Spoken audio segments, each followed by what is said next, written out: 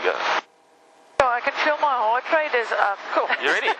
3, 2, 1. There goes the engine. Okay, off cyclic. Raise collective, raise collective, raise collective, raise collective, raise collective. There we go. Okay, lower the collective. Not too much, not too much, not too much. Okay.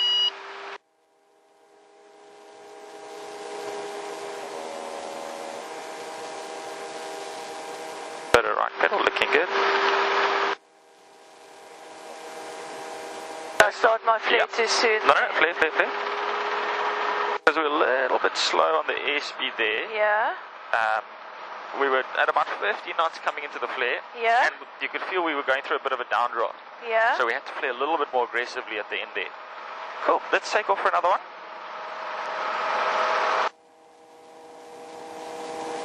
So I won't go over the car. I just want to get us nicely, does I? Let's get that speed. Sorry, yeah? So the entry was alright, but I felt the nose dropped a little bit too much. Yeah. And with the nose dropping, it has quite a big effect on the RPM as well. So because we entered with a downward pitch on the nose, Yes.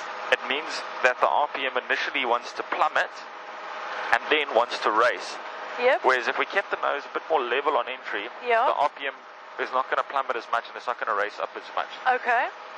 Because the downwards of the nose leads to an acceleration. Now when the aircraft accelerates in the auto, it initially loses RPM. Yep. And then when it gets the highest speed, it gains RPM. So we want to try and make the workload a little bit less for us on that front. And also, if we're flying along and we have an engine failure, and it's unexpected, which is normally how it happens, by the time we go through the process of accepting that we've had an engine failure, we've lost a lot of RPM. Uh-huh. So at that point, if we then dump the collective and then allow the nose to drop, we're depleting even more RPM that we might not be able to afford to lose. So we want to get into the habit of when the engine fails, actually going into a little bit of a flare like that. Yeah. To try and just recoup some of that lost RPM. Okay. So at entry, I would rather we almost flared a bit more than allow the nose to go down. Okay. And then once the entry is complete, we can then, at our own pace, push the nose down to accelerate your controls. I've got it. So you've got two things to conserve RPM. You can lower the collective and you can bring the cyclic back. Both will conserve RPM. Okay. So we don't want to do the collective but not the cyclic. Even if the speed drops a little bit to 50, you can always then take your nose forward again, right? Correct. And that's why we mentally think of the autorotation in 3 distinct phases. The first is the entry. So just get the entry correct, even though it's not the ideal speed. Yeah. And then we go to stage 2, which is get the speed to 65. So we don't want to flying along engine fail straight to 65. We want to first enter and conserve RPM and then worry about the speed shortly after that.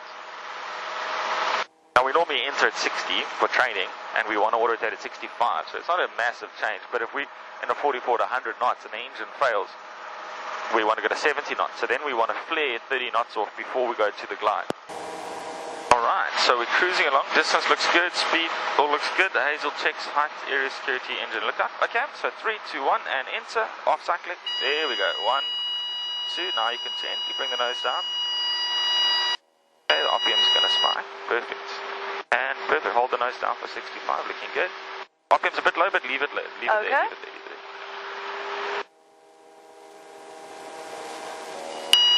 Okay, don't worry about the RPM, it's fine.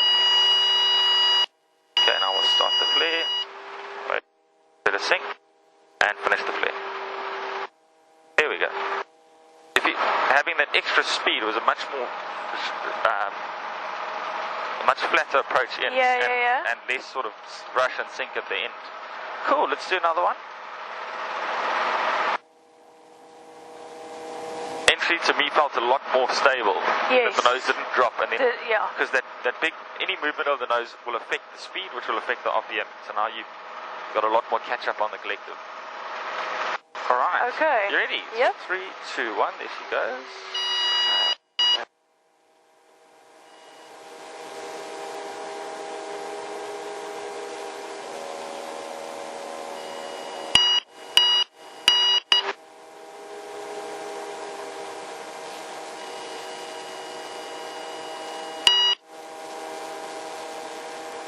Port Elizabeth Tower, Lima 161, good day.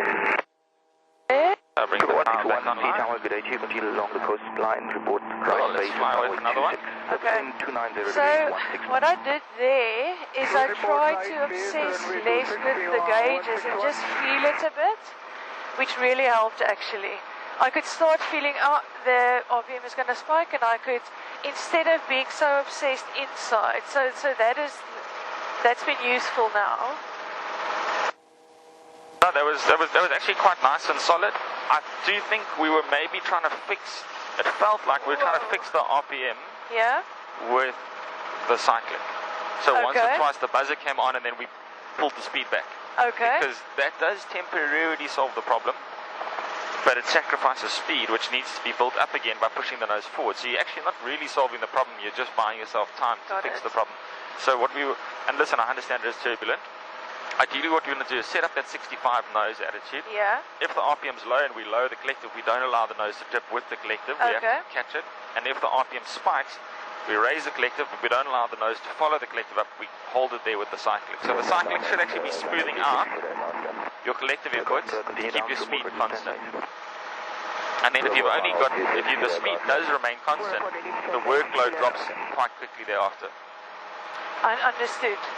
Really focus on keeping that cyclic on 65. As soon as you've got your 65, just, not... Hold it, but not necessarily hold the cyclic still, but then if you need to make a collective input, don't let that collective input affect the pitch of the nose. So, I've got the controls for a second, you've got but control? just stay with them on me. I think it's so easy to forget how much the collective affects the pitch of the nose. Yeah. So, we're going to keep the cyclic still together, but we're just going to lower the collective and look at the nose. So we lower the collective. That's all from the collective. Yeah. Now we raise the collective. That's all from the collective. Yeah. If you're with me.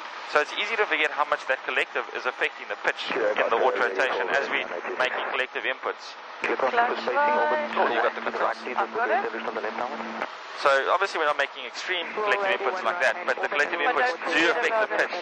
So if we see the RPM too high, and we raise the collective, if we allow the nose to pitch up, we're going to lose speed. And the way we correct that is we push the nose forward. So we end up just... Alright, ready? Yes. Engine failure in 3, 2, 1. There we go, good entry. 161, 26, servicing 290 degrees 15, touching 210, clear touch and go, report left downwind. We'll report at left downwind. So just a little bit high on the speed and RPM. I'll come with you on the controls for a little there. Sorry, that was... It's okay. It's okay. And then we'll come in. On completion of the orbit, Clear along the coastline for the left runway 26. Bring it in. Cool. So we were just in a position there where the speed was getting a bit high.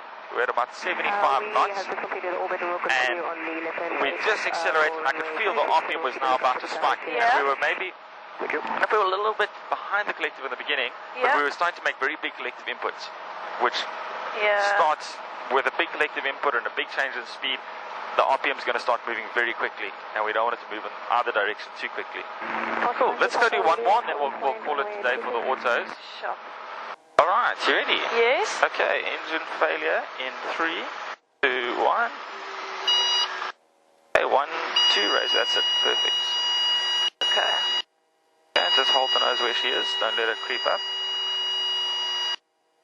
So if you're worried about the RPM, just try to keep the speed at 65. Yeah. That's it, beautiful. Okay. Alright. Cool.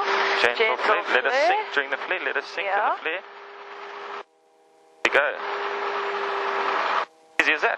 Oh, that was a nice one. Just keeping that nose more in the 65 knot position. Created less work for the collective, and it just all kind of works a bit better than if we're chasing it. Yeah. Cool, and maybe we got 1 or 2 less bumps there than the other one, so the conditions definitely affected, but to me that was textbook. We were holding the speed between 60 and 70 the whole way down to the flare, nice flare, and to that. Cool, let's do 1 or 2 landings.